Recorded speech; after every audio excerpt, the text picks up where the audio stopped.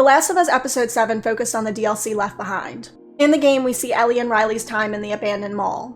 I felt closer to Ellie in this episode. Bella Ramsey and Storm Reid's performances really drew me in. This episode was almost beat for beat with the DLC, even down to the mask they wore from the costume shop. But there were some differences that I noticed. All the fights that Ellie goes through after Joel is injured are cut from the show, which means we get less opportunities to see Ellie being a badass. But the show tends to do this, where we see the writers focusing more on character elements and horror rather than combat.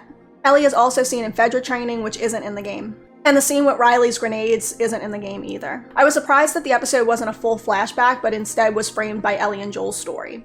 Joel is on the verge of death, which causes Ellie to think about the last moments she spent with her best friend. When Ellie is in what looks like gym class, she gets into a fight with a girl who vaguely looks like Abby from Game 2. It wasn't Abby, I think the girl's name was Bethany, but I have to believe that that was intentional. We also get another Easter egg with the Naughty Dog logo on the captain's keychain. We learn that Ellie is in a FEDRA training camp and Riley has become a Firefly. There are a lot of beautiful scenes in this episode, like the rooftop jumping scene and the first look at the arcade. This is the most beautiful thing I've ever seen.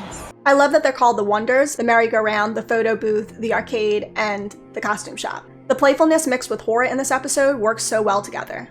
Abandoned malls have always creeped me out. Even when there's just a few stores empty, it gives me this unsettling feeling. It's because a mall should be bustling. It's what they're designed for, so seeing an empty mall feels wrong. There were many interesting moments in this episode, like the scene where they're looking through the Victoria's Secret window, showing the differences between our world and the apocalyptic world of The Last of Us. Riley and Ellie question why anyone would want to wear the stuff in the shop window because it looks so uncomfortable and impractical. But when she sees the image of the woman and the lingerie, all of a sudden appearance matters to Ellie, and also because she has a crush on Riley.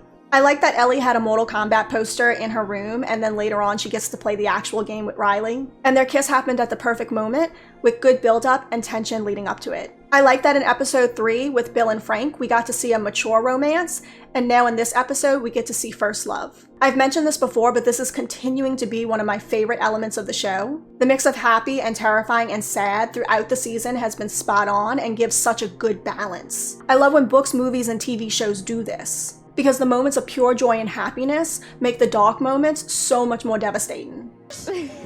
Wait.